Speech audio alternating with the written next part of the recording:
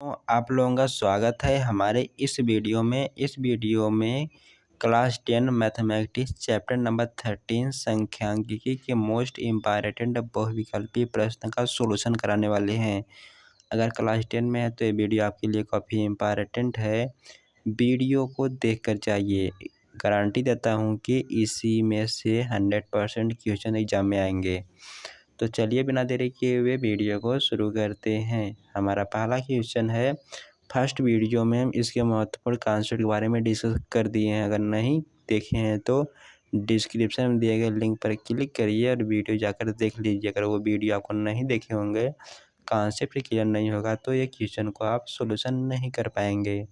तो चलिए यार बिना देरी किए हुए बढ़ते हैं अपने पहले क्वेश्चन पर। हमारा पहला क्वेश्चन है कि निम्नलिखित बारंबारता सारणी का माध्यिका वर्ग है। ओके, तो माध्यिका वर्ग ज्ञात करने के लिए सबसे पहले हम लोग इसका संचयी बारंबारता ज्ञात करते हैं। संचयी बारंबारता क्या है हमारी, सबसे पहले तो हम वर्ग अंतराल के बारंबारता के ठीक पहले तक की बारंबारताओं का योगफल हमारा संचयी बारंबारता होता है। तो देखिए 0 से 5 की संचयी बारंबारता हम आंकड़े को यहीं पर लिख देते हैं। इसकी बारंबारता तो हमारा 4 हो जाएगा, ठीक है। इसी प्रकार से हमारा 5 से 10 वर्ग अंतराल की संचयी बारंबारता क्या हो जाएगी। संचयी बारंबारता को हम लोग CF से रिप्रेजेंट करते हैं। Okay, CF। तो यहाँ से 6 4 10 हो जाएगा। इसी प्रकार से हम 10 से 15 की बारंबारता में 10 में 5 ऐड कर देंगे तो 15 आ जाएगा। ओके, फिर इसी प्रकार से हम 15 से 20 में की बारंबारता 8 है तो 15 में 8 ऐड कर देंगे तो 23 आ जाएगा। ओके, अब इसके बाद 23 में 2 ऐड कर देंगे तो 25 आ जाएगा। अब माध्यक वर्ग ज्ञात करने के लिए हम करते क्या हैं, अब माध्यक वर्ग ज्ञात करने के लिए हम इस बारंबारताओं के योगफल ज्ञात करेंगे। यह 25 के बराबर आ गया। तो माध्यक वर्ग को सिलेक्ट करने के लिए हम n/2 का सहारा लेते हैं। तो यहाँ से n का मान हमारा 25 आ गया, बाई 2 से डिवाइड करेंगे तो यह 12.5 आ जाएगा। अब देखेंगे कि जो हमारा 12.5 है वह किस संचयी बारंबारता के बराबर है या फिर ठीक उससे बड़ा है। तो 12.5 हमारा किस में है, यहाँ पर 12 की तो बराबर कोई है नहीं, 12 से ठीक बड़ा, 12.5 से बड़ा संचयी बारंबारता वाला 15 है। और इसकी जो हमारा वर्ग अंतराल है ये 10 से 15 है। तो इसलिए हमारा राइट आंसर हो जाता है डी हमारा करेक्ट हो जाएगा। तो इस टाइप के क्वेश्चन को संचयी बारंबारता किस प्रकार से याद करते हैं इसमें मैंने डिस्कस किया था। उम्मीद करता हूँ समझ में आया होगा। बढ़ते हैं अगले क्वेश्चन पर। हमारा अगला क्वेश्चन है कि 1 से 9 तक की प्राकृतिक संख्याओं का समांतर माध्य होगा। तो हमें इसमें समांतर माध्य ज्ञात करना है। तो समांतर माध्य बराबर जानते हैं कि हमें यह है पदों का योगफल बटे पदों की संख्या होता है। तो मैंने बताया था, तो पदों का योगफल क्या हो जाएगा, 1 से 9 तक की प्राकृतिक संख्याएं हैं। तो प्राकृतिक संख्याओं का योगफल सबसे पहले याद कीजिए तो होता है n × n + 1/2। तो यहाँ पर n का मान 9 दिया है, 9 + 9 + 1/2। तो यह है 9 × 1 10, 10 में 2 से डिवाइड करेंगे तो 5 आ जाएगा। 9 × 5 = 45 आ गया।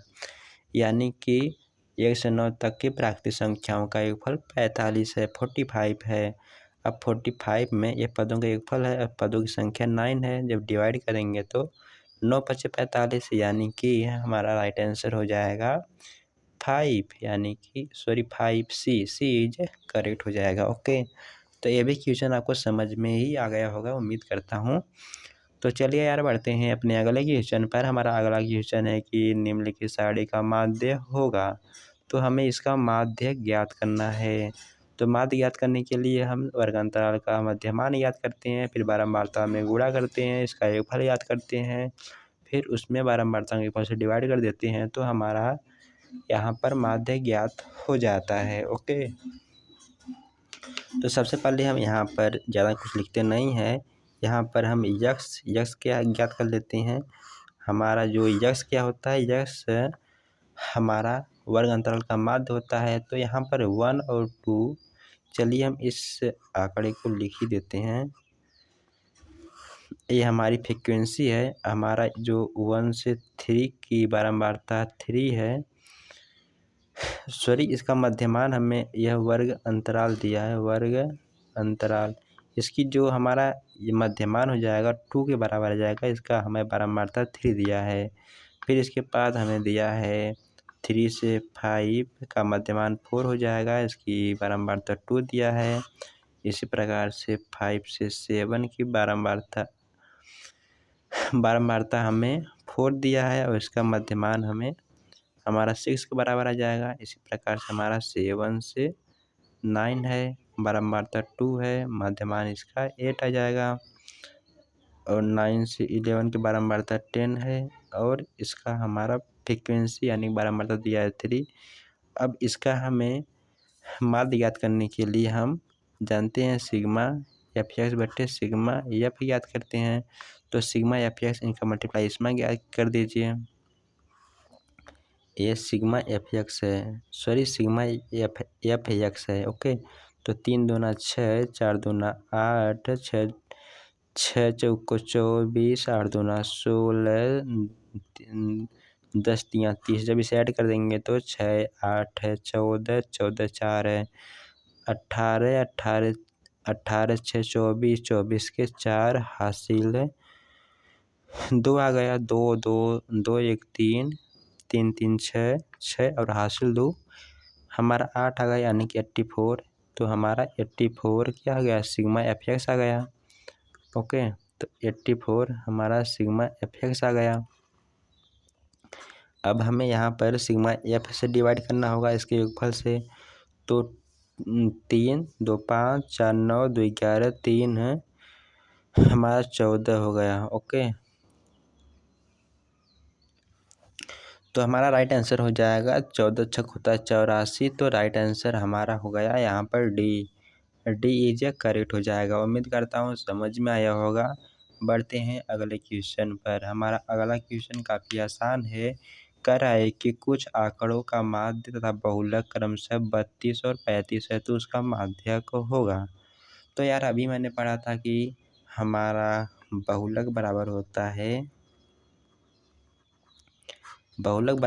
है 3 माध्यिका -2 माध्य। मैंने अभी आपको बताया था, सॉरी इसके अगले वाले वीडियो में। तो यहाँ से बहुलक है हमें दिया है, इसमें 35 है। ओके, बराबर 3 माध्यिका या माध्यक बात की है। माध्यक हमें ज्ञात करना है, -2 माध्य हमें माध्य दिया है, ये 32 के बराबर है। तो ये 3 माध्यक है, ये 35 है। जब इसे हम 32 दूना हो गया हमारा 64 है, 64 को जब आप लेफ्ट में भेजेंगे तो यह +64 हो जाएगा। तो इसे ऐड कर देंगे तो ये 9 हो जाएगा, ये 6 3 9 हो गया, बराबर 3 माध्यक है। ओके, जब 3 से में डिवाइड करेंगे तो माध्यक का मान हमें 11 आ जाएगा। ओके, तो ये भी समझ में आ गया होगा कि माध्यक यहाँ पर 11 कैसे आया। तो हमारा राइट आंसर हो जाता है, तो राइट आंसर हमारा हो जाता है यहाँ पर, सॉरी यहाँ पर 3 डिवाइड करेंगे तो 3 3 के 9, ये 33 के बराबर आएगा। यानी कि राइट ऑप्शन हो जाता है डी इज करेक्ट हो जाएगा। तो चलिए यार बढ़ते हैं अपने अगले क्वेश्चन पर। हमारा अगला क्वेश्चन है कि यदि किसी बारंबारता मंडल का माध्य 2.5 तथा माध्यिका 220 है तो बहुलक होगा। ओके, तो हम जानते हैं बहुलक बराबर 3 माध्यिका -2 माध्य हो जाएगा। तो 3 गुणे माध्यिका में दिया है 20 है, -2 गुणे माध्य हमें दिया है 20.5 है। ओके, तो यहाँ पर क्या हो गया, 2 3 6 60 माइनस इसमें मल्टीप्लाई करेंगे तो यहाँ पर 2 दूना 2 5 10 हासिल 1 हो गया, तो यह 40 41 हो गया। ओके, जब 41 60 में से ऐड कर देंगे तो यह हमारा 19 के बराबर आ जाएगा। ओके, तो राइट आंसर हमारा हो गया 5वें का सी इज करेक्ट हो जाएगा। निम्न सारणी से माध्य होगा। माध्य ज्ञात करना मैं बताया, तो इस पर टाइम वेस्ट नहीं करते हैं, अब ज्ञात कर लीजिए। आंकड़े बहुत ही आसान है एवं नवा क्वेश्चन सेम उसी प्रकार का है जिस प्रकार से हमारा तीसरा क्वेश्चन था। सेम इसी प्रकार से यहाँ पे ये भी क्वेश्चन याद कीजिए। तो हमारा अगला क्वेश्चन है कि यदि किसी आवृत्ति वितरण का माध्य और माध्यिका 21 हो तो बहुलक होगा। सेम यही क्वेश्चन रिपीट हो रहा है जिस प्रकार से क्वेश्चन हमारा 5वां था, उसी प्रकार से जस्ट हमारा क्वेश्चन आ गया है 10 वाला। तो इसे भी सॉल्व कीजिए। हमारा 11वां क्वेश्चन भी इसी प्रकार का है, तो इसे भी आप सॉल्व कीजिए। तो बस इतने ही टाइप का क्वेश्चन बनता है एग्जाम में, बाकी वही क्वेश्चन रिपीट होंगे।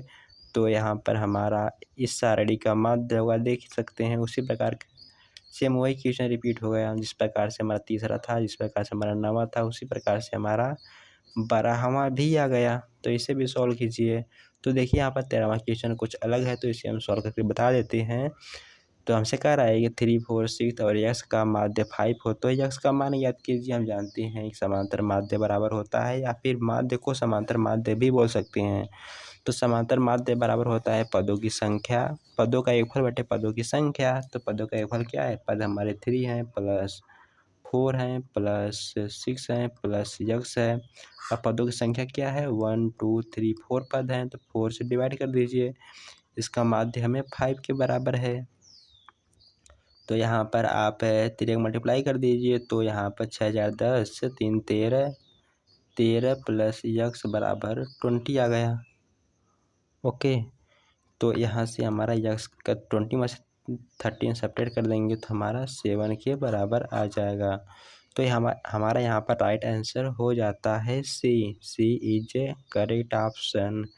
तो चलिए अगली क्वेश्चन बढ़ती है। हमारा इसका माध्य याद करना है, तो प्रत्यक्ष विधि से इसका माध्य याद कर सकते हैं। ये क्वेश्चन रिपीट हो रहा है, तो इसमें माध्य को वर्ग पूछ रहा है जिस प्रकार से हमारा दूसरा क्वेश्चन था, सेम उसी प्रकार से है। सबसे पहले संचयी बारंबारता याद करेंगे। संचयी बारंबारता याद करने के बाद बारंबारताओं के फल से n/2 याद करेंगे। तो n/2 याद करने के बाद n/2 क्या है, बारंबारताओं के फल का आधा। तो याद करने के बाद देखेंगे संचयी बारंबारता किस के आसपास कौन सा संचयी बारंबारता है, तो उसका वर्ग अंतराल जो होगा वही हमारा माध्य का वर्ग हो जाएगा। तो आप इसे ज्ञात कीजिए। तो चलिए बढ़ते हैं अगले क्वेश्चन पर। तो दोस्तों अब जो भी क्वेश्चन बचे हैं वो क्वेश्चन हमारे इन्हीं कॉन्सेप्ट पर रिपीट होंगे। ओके, बहुत ही आसान क्वेश्चन आते हैं इस टॉपिक से। उम्मीद करता हूँ अब जो भी क्वेश्चन है इस क्वेश्चन का हम PDF आपके डिस्क्रिप्शन में दे देंगे, आप डाउनलोड कर सकते हैं। और बाकी जो मैंने क्वेश्चन सोल्व कराया सेम इसी प्रकार से आगे क्वेश्चन है, तो उसे हम सोल्व नहीं करते हैं। तो मिलते हैं यार किसी न्यू चैप्टर में। आज के लिए इतना ही।